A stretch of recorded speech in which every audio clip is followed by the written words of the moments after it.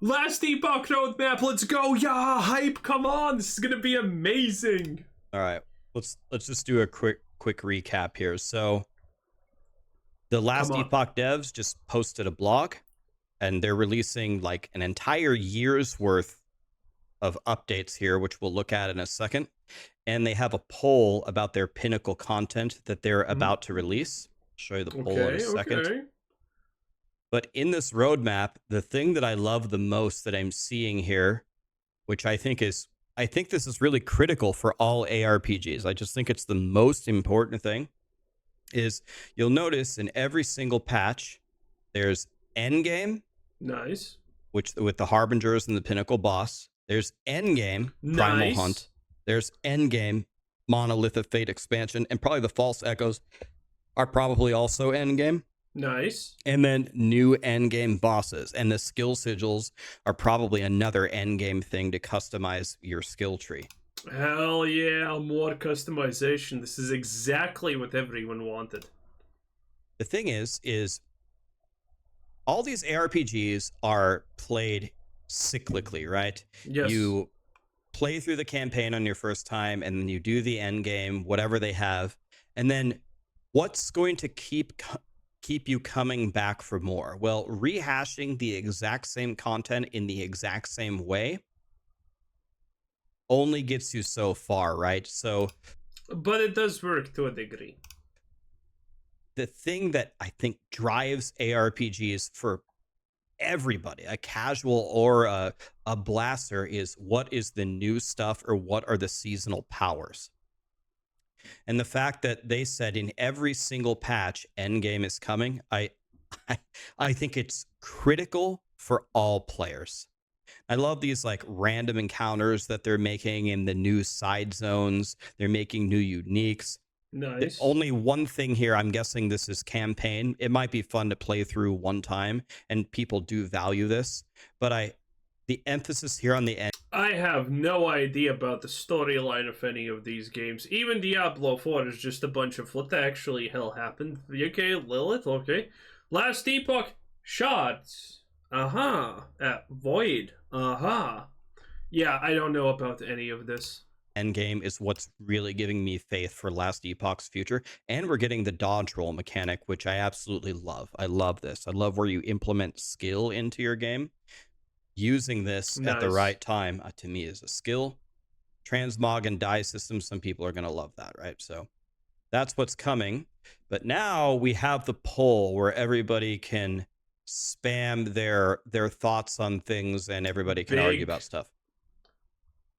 So they're going to release Pinnacle bosses, and then the main idea that they're asking you is if they want to release the Pinnacle boss for all game modes, meaning if you're playing on a season or if you're playing off season, you don't care about making new characters, or even if you're playing an offline mode. But the problem is, do they even have the good voting system? Yes and no, voting system is horrible, but this is my favorite one because you can actually gauge what people think for real. Is if they release these Pinnacle bosses for everyone on day one, the offline characters, and of course you can do crazy things in offline, and the characters that are already fully powered off of the season are going to have a massive advantage to kill these bosses. They're going to have like godly characters that. Yeah, I don't think that matters. If someone wants to kill them, sure, do it. I mean, are we trying to go for world firsts here? Who cares? The seasonal people aren't going to have. So their first question is, what if they put in a delay before they release the Pinnacle bosses to the other realms? So the seasonal people have a chance to make a character and try the boss. I'll be honest, this isn't something that I would have thought of, but I think this is an excellent idea. Otherwise, no one's ever going to get a kill on the seasonal realm before the offline and the other people. They're just going to insta. Don't care. Don't literally care. I think this is a question that only people who are stupid enough to go for world first care about.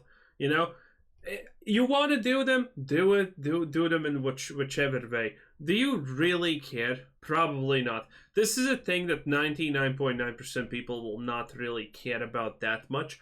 But the reason why this question is important is because currently the people that are playing Last Epoch are the most dedicated people. So their opinion still matters. That is the 0.1% that I'm talking about here currently. Well, actually, judging by statistics, that's roughly 3% in PoE, not PoE, but Last Epoch situation. So one-shot it with their god characters. So I think this delay is actually a great idea. So I strongly agree with that. Then they want, as a failsafe, should they build in a time where if no one has killed a boss, that they should release it to the other modes? Here, and what's the longest amount of time that they should wait to release it if no one has killed it? I think the answer here is if no one can kill it on season, then you shouldn't release it. And I think there may be an error in the boss itself. The boss is too difficult mechanically, or the boss is literally bugged and we can't kill it. If no one in the world can kill it, I would wait until a single kill happens before it comes out. If they want to do, I don't think 48 hours is enough. If they wanted to go with either of these options, I think that would be... Okay, 48 hours is obviously, but I don't think it matters which one you pick here. Fine as well. But if no one in the world has killed it on season, I don't know why you would release it, and I think you need to look at the boss again if no one has killed it. This is the question I don't have a strong opinion on. If they do delay it, what's the shortest amount of time after the Pinnacle boss has been cleared before it unlocks for all game modes? So the first player that kills it should... This kind of feels strange. It's reasonable questions, but this really does not affect a lot of people. Because most players do play seasonally. There are people who play in... What are we going to call it? The Eternal Legacy Realms, whatever they're called. I don't even know, honestly. Season ends, I delete the character, never look back, don't give a single F, okay? That's how I play. And that's how a lot of people play, by the way. Sure, you keep your strongest character if you want it, but, on average, people just don't care in general about this. Most people play seasons. The people who don't play seasons are typically the ones who want to push a character to its utmost viable peak. Not viable, but extreme peak, I should say. Absolutely everything rolled perfectly. Absolutely everything of the highest quality tier possible. Those are people who just want to make a ridiculous god tier characters. Should it just unlock the next day? I'm fine with that. The first person that kills it, should other people have 3 days to try it and then it unlocks for everybody? I'm fine with that. I'm also fine with this answer. Always wait for a specific amount of time no matter what. The reason why I think one of these two options is a better option is because this gets the community interested in who gets the first kill.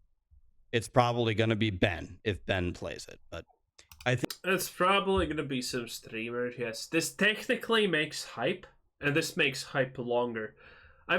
Maybe that's the direction that they are looking on, because none of this makes a lot of sense for players. Most people, again, are completely disinterested in all of this this talk, even in general. But this does create hype, though, because if you release new content, you release new Pinnacle bosses, and they're instantaneously in the legacy servers, then, all the streamers, all the YouTubers are instantaneously going to just go on their super omega OP character and nuke the boss in less than a second. And that's normal. There's no fault in that, but that does kind of reduce the hype around the game.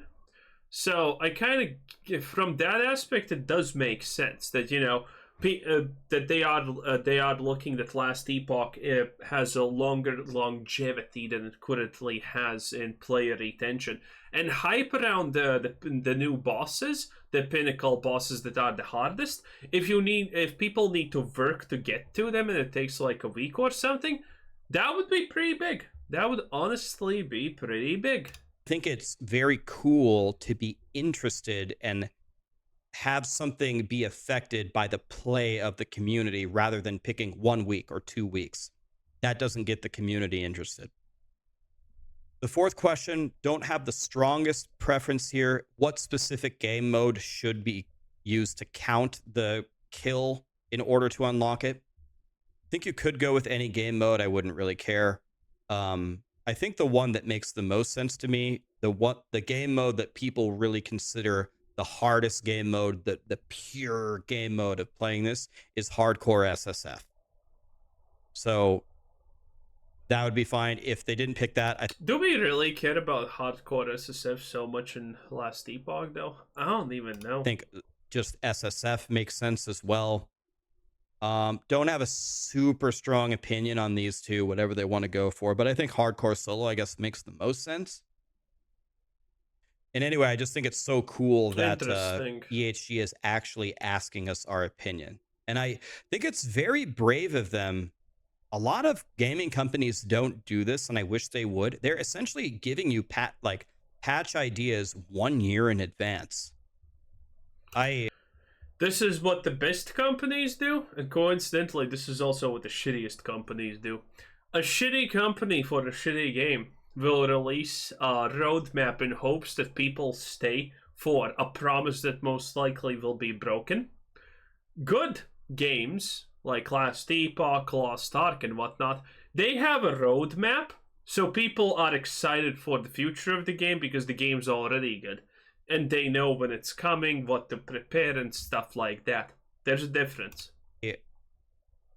What gaming companies always say is they say, oh, if we give you patch notes that far in advance, if we change our minds about something, then you hate us for it and it's not worth it. Well, I can't just say that that's like not true at all. I mean, yeah, that's semi-true. The reality also is, hey, if you have a reason for changes, if the changes make sense, then you can just explain the changes to community. And if it's a reasonable explanation, not just, oh, we're trash, sorry, oopsie doopsie, then it's going to be accepted and it's going to be fine. I don't think it's a big deal to actually, say that you're going to do this, and then you're like, well, we couldn't really fulfill it fully, and there's blah, blah. People will accept that because, you can't really fault someone for trying their best and not delivering 120% at the end of the day. I think that is true to some extent, but it's balancing here. It's balancing the pros and the cons. I think the pros that you gain from involving the community and getting them excited about your future versus the cons if you have to change your mind, I think the pros vastly outweigh it, which is why it surprises me that more gaming companies don't do this. So I love that Last Epoch is doing this. I'm more excited about the It is exciting game now that if you had just shown me this versus showing me all of this and involving me and involving the community and asking their opinions, you're engaging me more with your game. I think... Hey, people love when their opinions are valued, even if it's fake. This is not fake, by the way, not saying it is, but, even if it's a fake value of your opinion, people still love that. I value your opinion, random person. Anyway, that was Rax, 10 out of 10. Bye-bye.